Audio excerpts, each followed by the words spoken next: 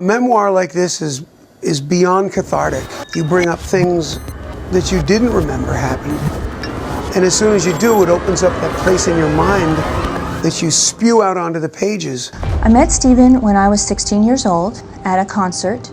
I had just recently met a girl who invited me to go to parties at concerts, and it sounded real exciting to me at 16 years old. You became pregnant with his baby.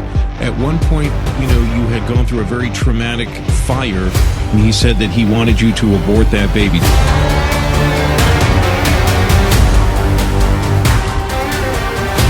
I was in labor for many hours, and Stephen sat beside me, snorting cocaine on the table beside my bed. I didn't realize that I would be taking a path that would take me to the brink of death.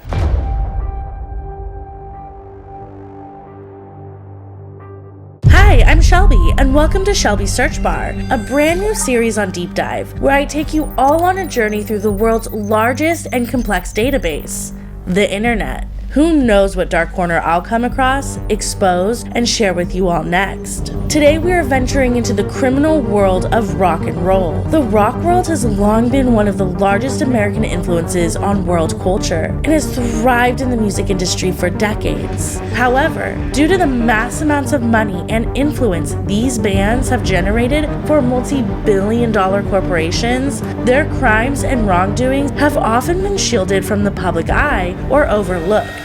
But that ends today. For this very first episode of Shelby Search Bar, we're going to dive into one of the most beloved and influential rock superstars the world has ever seen, Steven Tyler. Someone who has managed to stay relevant through the decades, thanks to his charisma, talent, and crazy antics. You didn't really think I was going to come out without one, did you? That was crazy good! Holy what did I say? Hellfire, save matches, a duck and see what hatches. What? I'm not allowed to say that! No! You should have seen the stuff we couldn't broadcast. Steven Tyler! Yeah!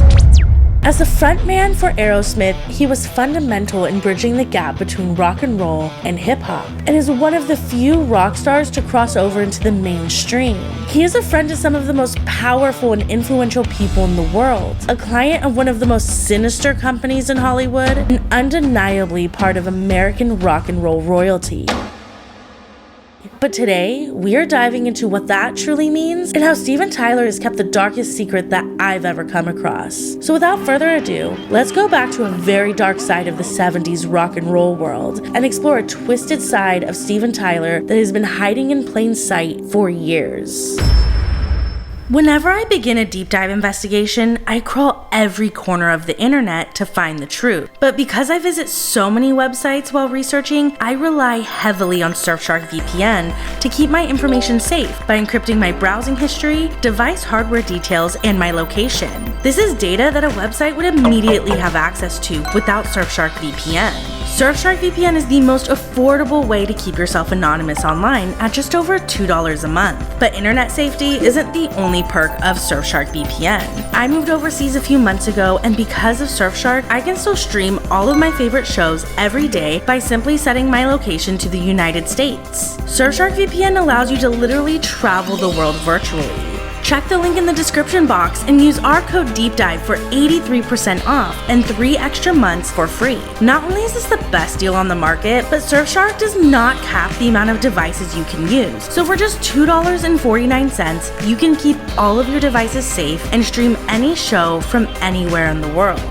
Speaking of streaming shows, we're doing a giveaway for a pair of Apple AirPod Max headphones. Jake and I use these headphones daily, whether it's to edit deep dive videos or just listen to music. Over the last 2 years, y'all have shown us so much support, and we would really love to give back to you guys. To enter, follow Jake and I on TikTok, make sure you are subscribed to Deep Dive, and comment below with your social media handle so we can reach out to the winner. The winner will be drawn at random once we hit 250,000 subscribers. Be sure to check the description box for details.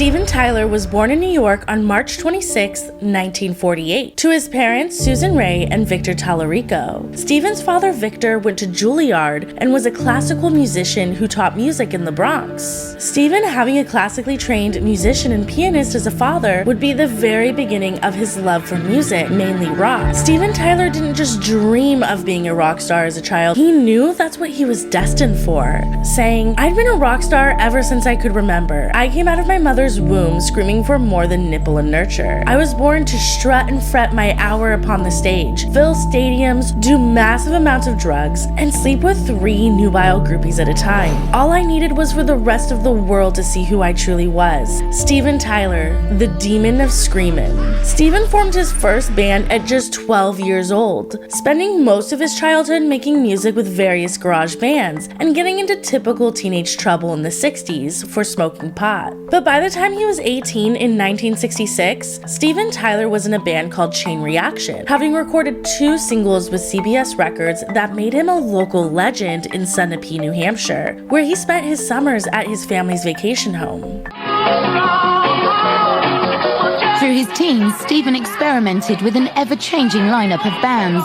By 1966, the 18-year-old was fronting Chain Reaction, a group that would release 2 singles on CBS Records.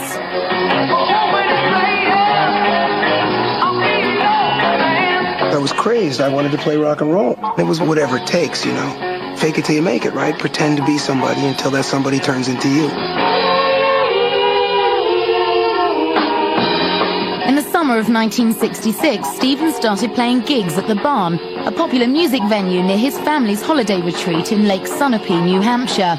He became a local hero to kids like Joe Perry and Tom Hamilton. With his music playing on local jukeboxes and his band's performances at a venue called The Barn caught the attention of some other aspiring musicians, who would later become founding members of Aerosmith, Joe Perry and Tom Hamilton. However, his first taste of success was short-lived, as Chain Reaction broke up in 1969. But that opened the door for Steven to connect with Joe and Tom, who had formed their own band and were headlining at The Barn. His time with Chain Reaction was Steven's first real taste of living the rock and roll lifestyle, and he was hooked.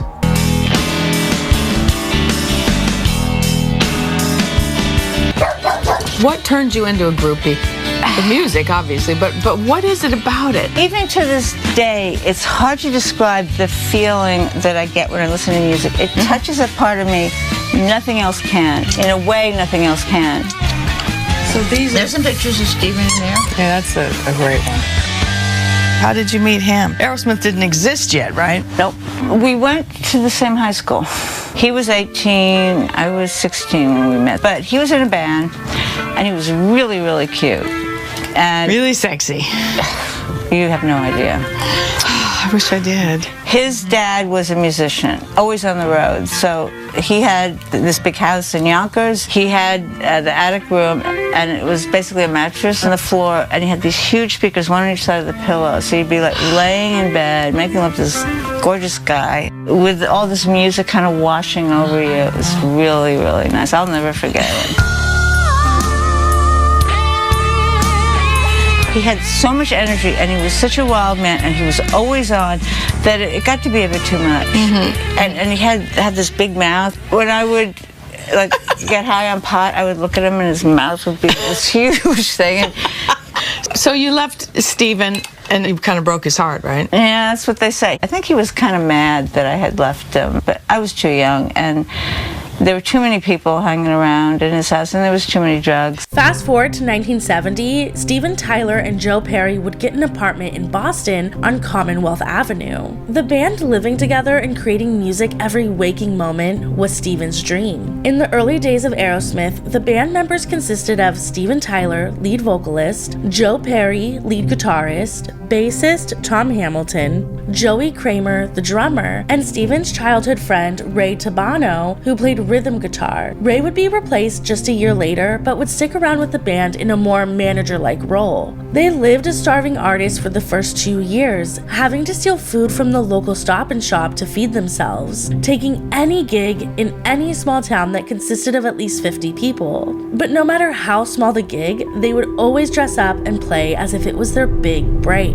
By 1971, Aerosmith knew it was their time. They even struck up sweet deals to put Aerosmith on billboards across town that had sat empty. And in fall of 1971, Aerosmith caught their big break by playing at the legendary club Max's Kansas City in Manhattan, New York.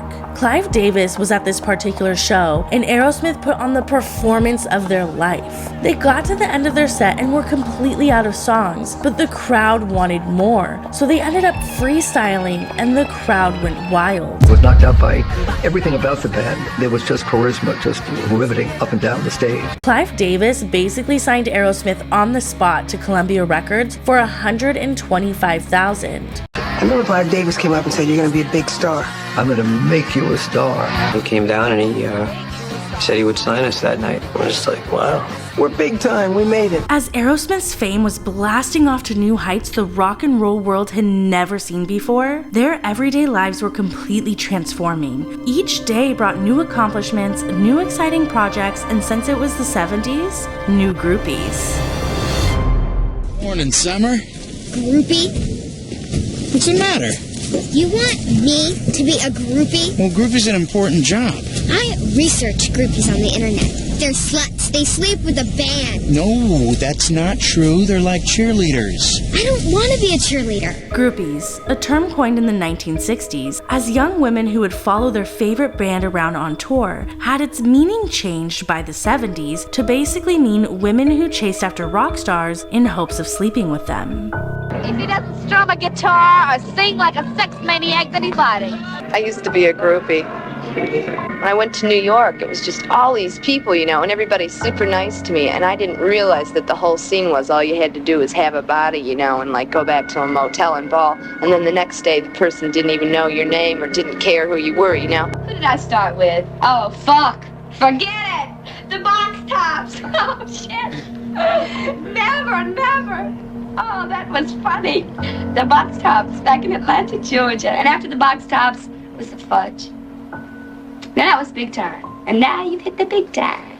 You get to fuck the prettiest boys. You get to smoke the best dope. You get to meet all the most far out people. It's just fun. It's just really fun. You get to like be on top. You just get to ride on the plane they're in. You know, it's just like that. It's just like, I don't know. It's magic. It's not many of them have that much to offer, really. You know, if they got something special, it'd be cool. But most of the chicks that are flaunting it around are just normal run-of-the-mill stuff. Now, the 70s wasn't just the height of Aerosmith's fame, but many other rock legends as well. Each band sporting different fashion, musical influence, and stars. But they all had one thing in common: tons of groupies. As the age of the groupie dawned upon the entertainment industry, a new type of groupie would emerge. Quote, super groupies would generate their own fame and legacies through various bizarre means. For instance, Cynthia Plastercaster, an artist and the head of the group The Plastercasters, has her own name permanently plastered in history for creating casts of famous rock legends.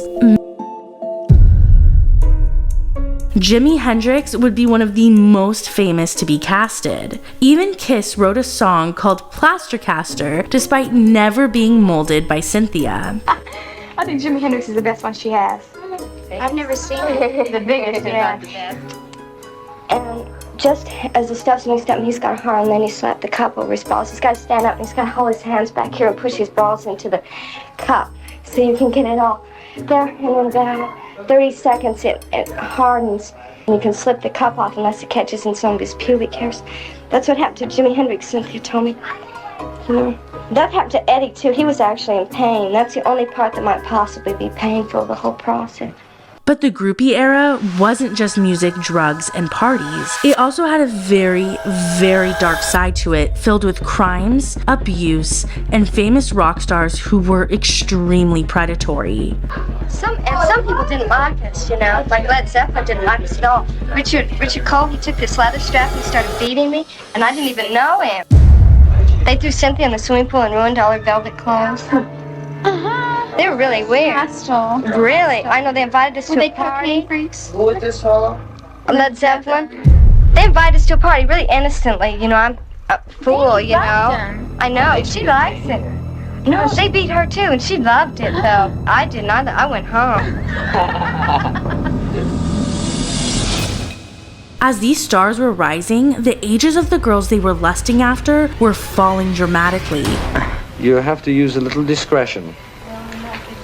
A little discretion, and as you get older, you'll realize the ones you have a go at and the ones you don't, and he's not one. I'm only 16. Yeah. But when I'm 23, I'll be so hip, so fucking stuff. You know? And the rock and roll world would get extremely dark. Sable Starr, dubbed Queen of the Groupies, was just 12 years old when she started going to rock concerts. And by 14 years old, she could be found at bars and nightclubs in Los Angeles that rock stars frequented while on tour. Iggy Pop, lead singer and creator of the Stooges, wrote in his song that he slept with Sable when she was just a 13-year-old child. At the time, Iggy was 23, making this extremely illegal and predatory. It has also been reported that David Bowie and Robert Plant also had illegal relationships with Sable when she was around 15 years old. Now, this brings us back to Steven Tyler and one of the darkest groupie stories in history. A story he even details in his autobiography titled Steven Tyler, Does the Noise in My Head Bother You?, published in 2011. And yes, I did read every single page. God, a memoir like this is beyond cathartic. You bring up things that you didn't remember happened. And as soon as you do, it opens up that place in your mind that you spew out onto the pages. Chapter 6. Little Bo Peep, the Glitter Queen, and the Girl in the Yellow Corvette is where the story begins. Steven starts off describing how once Aerosmith became more famous, girls would begin coming backstage without having to be, quote, coaxed. Steven would go on to detail that all he had to do was run backstage and tell his road manager Kelly, the girl with the red dress in the front row, have her shaved and oiled and brought to my tent. According to Steven, Kelly always made sure the girls were in the shower by the time he got back to his room.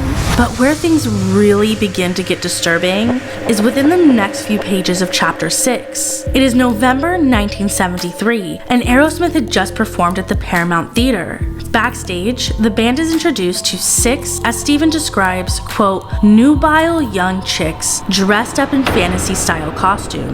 These young girls are part of a group called the Little Oral Annie Club. This group is ran by an older woman who goes by the name Strawberry Fields, who is the, quote, den mother. The book basically describes the Little Oral Annie Club as a service that provides young women to rock stars in any costume they desire to fit even the most perverted fantasies.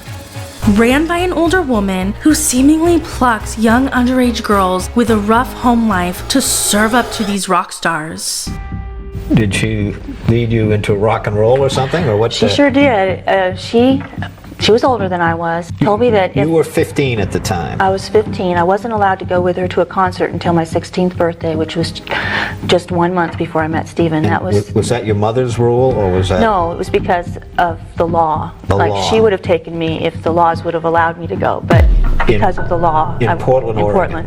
She was going to concerts a lot, and she would take young girls with her, and I was invited to go. At that age, I was too foolish to understand the danger that I was in. I just thought it was exciting. I knew that I idolized Aerosmith and Steven Tyler. I'd seen his picture on his album cover. I'd listened to the song Dream On, and when she told me that I could go to the Aerosmith concert, I thought, this is fabulous. I wanted to go, and I hoped that I would meet Steven. And when we met, it was like my world just came to a stop.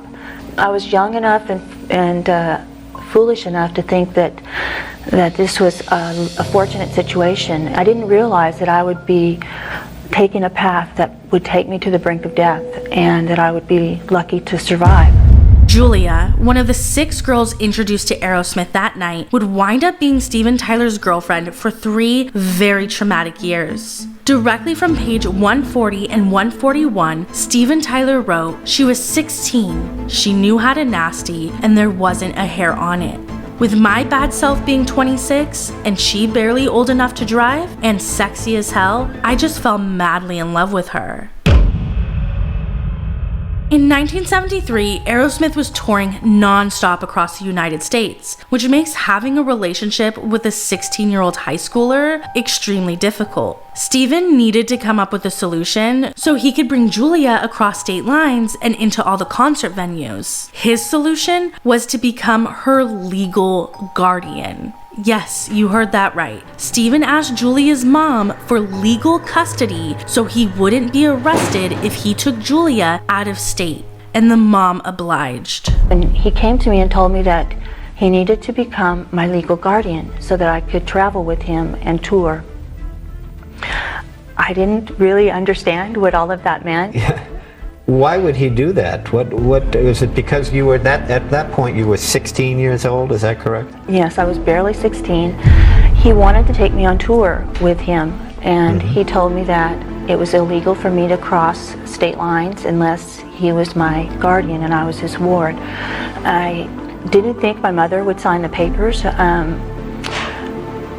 but he came to me very shortly after that and he had the papers signed, and I remember almost being devastated. I felt kind of abandoned, and by your mom. By my mom, and I wasn't sure what it meant because I knew we weren't married, but he was like a parent to me, and yet we were in a relationship together. Steven is now in a parental role. He's the legal guardian over a minor who is considered his ward. As a guardian, Steven is supposed to make sure Julia has housing, that she's enrolled in school, and is even in charge of her medical care. However, Steven is taking Julia from state to state in concert after concert, providing her with mass amounts of drugs, and is engaging in sexual acts that are disturbingly detailed in his book. I personally wonder whether being a ward and having sex, if that would be statutory rape or not. From state to state, I know there are different ages state to state, but I'm sure that there were illegal things about our relationship, but nobody was asking Steven those hard questions. He was very wealthy and famous. People loved him everywhere we went, and he just didn't get a lot of, he wasn't asked to answer for those things. Steven Tyler ends his story about his 3-year-long relationship with Julia by stating that their relationship derailed and got out of control due to drugs. And after their apartment almost burned down, landing Julia in the hospital with smoke inhalation, he realized while visiting her in the hospital it was time to set her free back to her parents. But this isn't where the story ends. According to Julia, Steven skipped a lot of details in his book, and the details he left out are shocking. Julia never planned to come forward with her story publicly. It's not something I ever expected to speak about in a public way. I had been silent about it throughout my married life. I have 6 beautiful sons and a daughter, and I had never told my children about my relationship with Steven. It was something that had caused me a great deal of grief, so I had remained silent. Steven made it public in his book, his first book that he wrote, but he left my name out, so I felt like I didn't have to answer it. In his second book, when he became an American Idol judge, he mentioned me. And after that, Star Magazine wrote an article where they mentioned my name, and they used a photograph of me, and my oldest son saw it, read the article, and recognized his mother. Within months of Steven obtaining custody over Julia, he told her he wanted a baby. Julia remembers they were at a hotel, and right then and there, he tossed her birth control out of the window. And within a year, Julia was pregnant with Steven's baby. Julia remembers they were both so excited, and Steven started talking about getting married. After I became pregnant, he told me that we would marry, and he said that we needed to marry because of I was his ward and I had become pregnant. Stephen took Julia back home to meet his parents and grandmother in order to get their blessing for marriage. But Stephen's dad did not approve, and neither did Stephen's grandmother, who refused to pass her engagement ring down to the couple, which is family tradition. This is when Julia felt her relationship with Stephen shift. He started to withdraw from Julia more and more. That's when he decided he would continue touring, but this time, he felt it was best to leave Julia behind alone in their Boston apartment. And he made the decision to go on the road and leave me behind. I was very young still. I had no car, no driver's license. I had dropped out of high school to tour with him, so I had no education. I had no money of my own, and he left me to travel on the road, and there was just a little bit of food in the house. After he would call every day, and he would just check on me, see how I was doing. Julia was now around 5 or 6 months pregnant and was completely isolated in their apartment. She wasn't receiving any prenatal care, Stephen was not providing her with any money, and now she was completely out of food. Julia called Stephen to let him know she needed food. He told her he would send his childhood friend and one of the founders of Aerosmith, Ray Tabano, to the apartment to take her grocery shopping the following day. The last thing Julia would remember is Ray Tabano knocking on her door. Next thing she knew, she was waking up on the couch, unable to breathe. Smoke was everywhere, and her apartment was engulfed in flames. I hadn't been out of that apartment in weeks, so I was excited. I remember waking up early, getting ready, and sitting by the window waiting for Ray to come. And I remember watching him walk up the stairs. And I remember letting him into the apartment. And I don't remember perfectly, with perfect clarity, everything that happened, but I did wake up in a fire. In a fire? We did not go grocery shopping. I don't know. Ray was gone when I woke up, and the apartment was filled with smoke. I was laying on a sofa, and I was choking. I could hardly breathe. There was so much smoke. I couldn't see anything in the room but smoke. I stood up, and I tripped over a table that was in front of the couch, and I fell on the floor. And on the floor, there was more air. It was down low, and I could breathe. And I made the decision to kind of run crawling on the floor to the front door. And when I got there, it was locked. There were several bolts on the doors. And now you would normally open that door, right? I had opened it to let Ray into the apartment. There was a key lock, a deadbolt, and then... There was also a bar lock that would normally just slide out of the way. Stephen had a lot of locks on the apartment because he had kept drugs in that apartment. And he wanted to have an opportunity to have the door open slowly if somebody like the police came.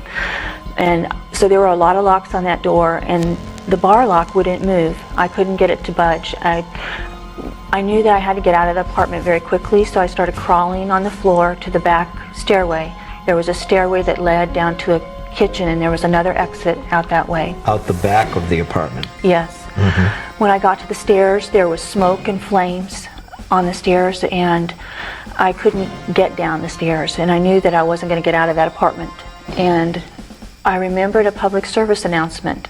I'm rolling because I want to show you what to do if your clothes ever catch on fire. Don't run. Don't stand up at all. Just fall down and roll. It said learn not to burn, and it talked about staying down on the floor, and it had said that if you're caught in a fire and you can't get out, take refuge in an empty fireplace and open the flue because you can get some air. There was a fireplace in our bedroom, and the flue was already open when I got to it. It was clean. We'd never had a fire in it. And I just crawled there and collapsed in that fireplace. And I can remember the smoke just churning up that chimney and laying there realizing that I was about to die. Well, what happened then? You're in a fire in this apartment, and did the Brookline Fire Department respond, or what happened? They must have. Well, a very brave fireman pulled me out of that fireplace, and I was near death. I've read that they had to revive me.